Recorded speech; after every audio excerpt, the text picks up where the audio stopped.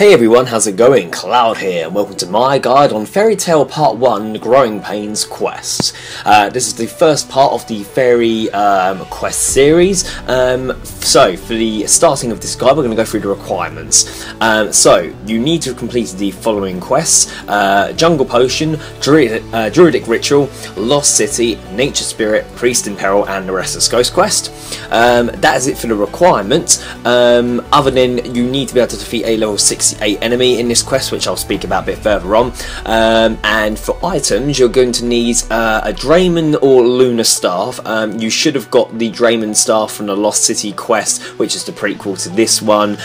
If you have lost your Dramen Staff, go back to my Lost City quest guide video and I basically show you how to acquire a Dramen Staff. You'll need some Secateurs, not in your tool belt though. You need to buy these. If you go to any farming shop across RuneScape, you can buy them from there. You'll also need your Ghostbeak Amulet, and you're also going to need 3 or 4 random items assigned, which is different for each player. I will give you a list of those items a bit further on, but you do have the point to sort of go and get them before you actually require them, if that makes sense.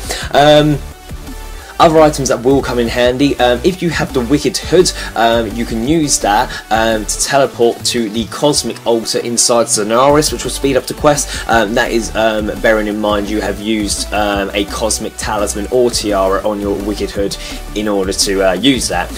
Some Druid Pouches as well, which you would have used in the Nature Spirit quest, will also come in handy just to avoid being hurt by the ghast in Mortmire Swamp. Now, the enemy to defeat, a level 68 Tanglefoot, is a melee based enemy, so you're going to be wanting to use good melee armour against it. However, you're actually going to be fighting it with a pair of enchanted Secateurs, and so the Secateurs you'll be using to fight the Tanglefoot are actually, its damage is based on your farming level, so it's actually going to be down more to that than your actual combat level when doing the boss fight, but we'll talk about that probably a bit later on. So that is it for the requirements and items. Now onto the quest starting point. So we're currently at the Dramen Village Lodestone, which can be accessed via the Lodestone network. If you don't have this one unlocked and wish to unlock the other ones as well, I do have a guide which can be found in the description below, and it's worth having full access to the Lodestone network just to speed up the completion of quests. But from here, the quest starting point is to go speak to Martin the Master Gardener, who can be found in the Dramen Village Marketplace near where the giant pig is. So just watch where I'm going and I'll show you where he is. So speak to Martin and he tells you about the rampant drop in crop yield all over RuneScape and wants you to help locate the source of this problem, and you need to talk to some members of the group of advanced gardeners to find out why they think the farming patches aren't yielding as many crops as they should. So there are loads and loads of different gardeners across RuneScape. What I will do is show you in this guide the easiest ones to get to, just to speed up you going around RuneScape talking to random gardeners. So the first one I would go speak to is Kragan, who is in the allotment patch north of Ardone, which is quite near the Ardone Lodestone. So if you teleport there now, then when you arrive, head to the northeast of the Lodestone to find the farming area, and you want to ask him about the farming problem. Then we want to go to the Catherby Lodestone, as there's 2 farmers nearby the Catherby Lodestone. You'll find Eleanor, who is near the fruit tree patch east of the Catherby Lodestone. And you will also see Dantaera, who is in the allotment patch north of the Catherby Lodestone. So speak to them and ask the same dialogue options as you did for Kragan.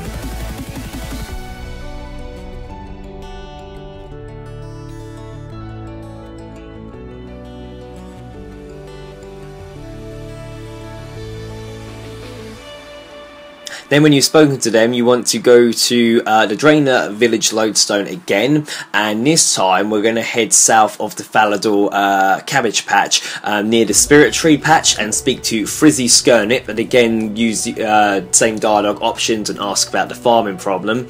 And then finally, you want to talk to Elstan, who is in the allotment patch, literally just north of where you are, near where the cabbage field is, and then go speak to him. And as long as you spoke to all of those farmers I mentioned a minute ago, he will be the 5th one to speak to, and he will tell you what he thinks the main problem is. So the fifth one will suggest that the fairies are the common root of such reasons, and this is what he believes is causing the main problem. So we need to go speak to the fairies in a few moments, but firstly we need to go back to Draenor Village Marketplace and speak to Martin again, just to tell him what the other gardeners have said. So you'll find him back where we started the quest. So after you tell Martin all the different theories the gardeners have, he'll be inclined to go with the one about the fairies. So what we need to do now is head to Zenaris. So those of you who've done the Lost City quest should hopefully remember how to get to Zenaris. You need to make sure you've got your Dramen Staff with you, and you need to go to the Lumbridge Shed, which can be found in the Lumbridge Swamps, currently southeast from where we are. It's near where the group of adventurers are camping, and you need to make sure you're wielding your Dramen Staff as you walk through the shed to be teleported to Zenaris. Alternatively, if you have the Wicked Hood with the Cosmic Talisman inside the Wicked Hood, you should be able to activate the Wicked Hood and teleport just outside the Cosmic Altar, which isn't very far from where we need to go in Zenaris. So either way, once you're in Zenaris, you need to head to the Fairy Queen's chamber, and it's just south of the main entrance to the city, which is in the same room with the Slayer Master, so you can look out for that icon. When you get up there, however, something's wrong. The Queen is missing, and someone by the name of Fairy Godfather is there instead. When you speak to him, he will tell you that the Queen protects the fairies from creatures known as Tanglefoot, who attack the city every once in a while from the Shady Grove near the Cosmic Altar. Unfortunately, in her last encounter with a Tanglefoot, the Queen has fallen to some sort of illness and is under the care of Fairy Nuff.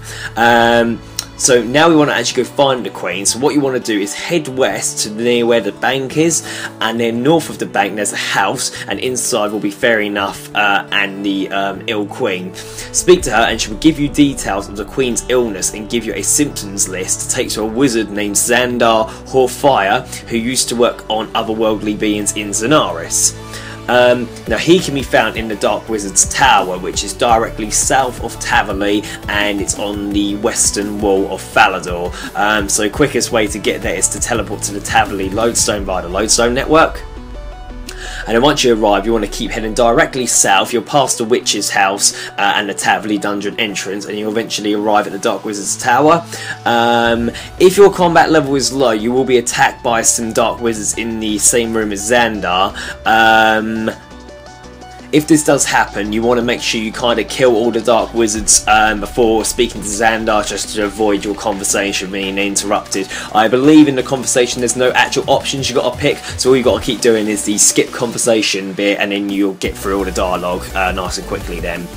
So anyway, when you speak to Xandar, who's on the top floor of the Dark Wizard's Tower, he explains to you that the life essence of the soul of the fairies is purely magic, and he tells you that a large part of the Queen's life essence has been drained, which can only be done by a Tanglefoot or be done voluntarily. He'll take the symptoms list and then suggest you talk to Malignius Mortifier, the only other known killer of a Tanglefoot. Now he can be found south of Falador, near where the shops are and not far away from the clan camp, but the easiest way to get there is to teleport to the Ports Rim Lodestone via the Lodestone network. And if we keep heading north along the sort of back of the shops, eventually you'll come up to an area where some elemental wizards are about, and then you should see Malignius. Speak to him and he will tell you that he has indeed killed a Tanglefoot a long time back using a pair of magic secateurs.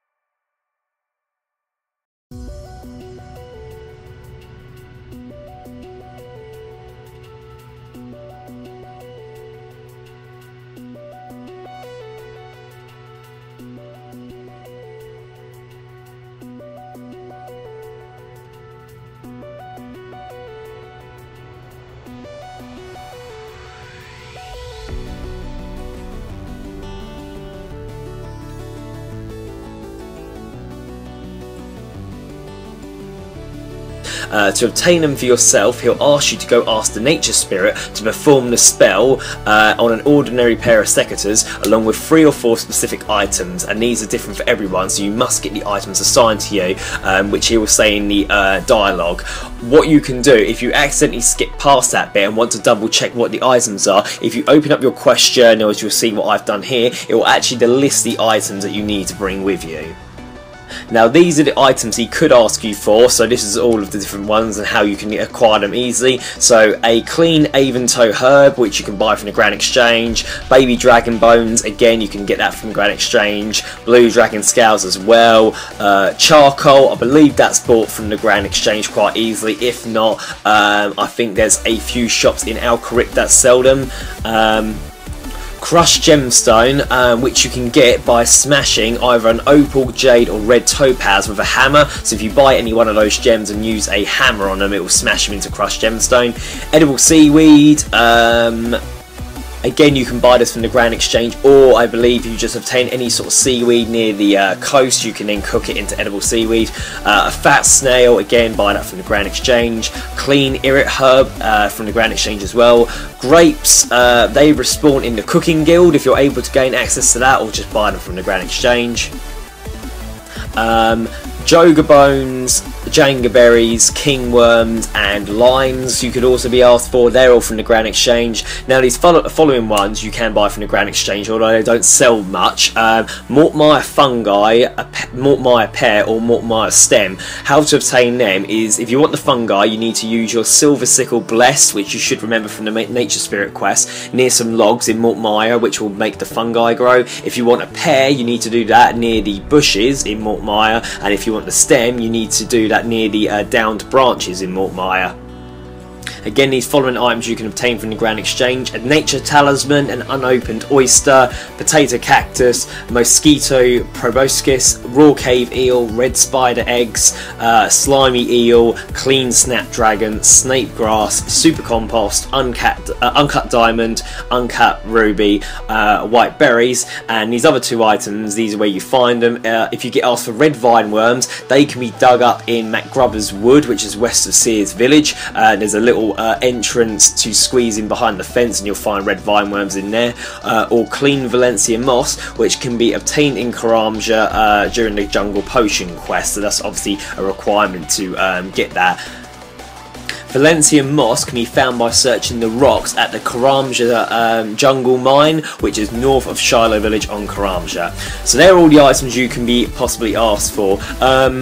If you get asked for an item and you're not 100% sure where to find it, please feel free to leave a comment in the comment section below and I will help you as quick as I can with it. But like I said, most of those can be bought from the Grand Exchange, and I was quite fortunate to get 3 pretty easy ones.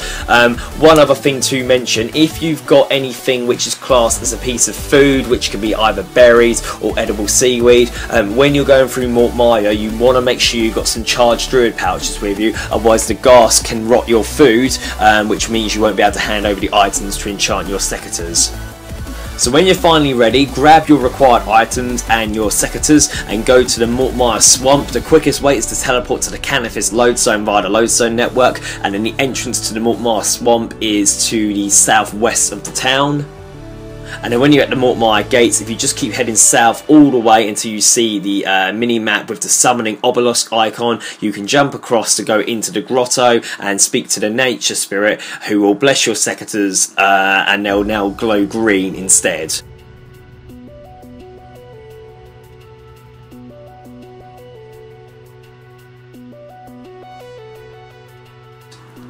So now we have the magic secateurs, we can take on the Tanglefoot. If you haven't got any armour with you at this moment, that would be a good time to get some now. You can also use a shield, because the magic secateurs are a one-handed weapon, so that will help your defence up a little bit as well. There's no point dual wielding weapons because only the magic secateurs harm him. So we want to return to Zenaris, so either go via the Lumbridge Shed entrance, or again, if you have the Wicked Hood with you, you should have a charge left to teleport to the Cosmic Altar one more time. So we're at the Cosmic Altar now. If you didn't get here by the Wicked Hood, the way you want to get here is where the main entrance is of Zenaris, where you come in near the Chicken Shrine. You want to head south west towards a fairy ring, and then you want to keep heading south until you reach the cosmic altar. But if you open up the map, you should see whereabouts we are at the moment. So to the west of the cosmic altar is an alcove with a shady grove. Attempt to enter and the gatekeeper will let you pass, saying he's under orders to let you through. Inside will be a bunch of baby Tanglefoots, and all the way at the end of the tunnel will be a large level 68 Tanglefoot. So you want to head over to that direction. You have to go through the tunnel, and then once you're nearby, wield your magic secateurs and approach it, and then you'll need to fight it.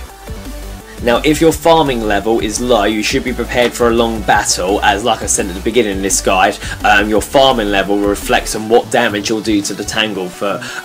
Players with level 1 farming, the Secateurs seem to only do an average damage of 7, and the Tanglefoot has 6,000 life points. You could be waiting a long while. However, the Tanglefoot doesn't really hurt you that much, to be honest, and if you've got like your full melee armor and a shield on as well, you can use the defensive abilities to counter some damage back to them, and you can also use your shield to heal as well. I'm sure the main majority of you though should at least sort of have like level 10 farming, so if you've at least got that as a minimum, you shouldn't find yourself struggling too much. But once you have finally defeated the Tanglefoot, you want to grab the Queen Secateurs that it drops, and then what you need to do is head back to the Fairy Godfather with them to finish the quest. If you had a full inventory when you kill it, or you forgot to pick up the Secateurs when you leave, you can go back to the tunnel and receive them at the start of the tunnel.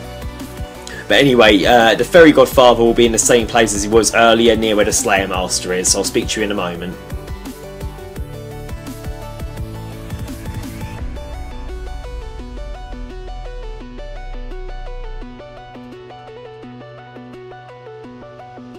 So when you give him the Queen Secateurs, he will thank you greatly, and it will come up, congratulations, you have completed the Fairy Tale Growing Pains quest. You're awarded 2 quest points, Magic Secateurs, which increase farming yields by 10% when harvesting allotments, herbs and hops, 3,500 farming experience, 2,000 attack experience, 1,000 magic experience, and 2 treasure hunter keys and 2 hearts of ice.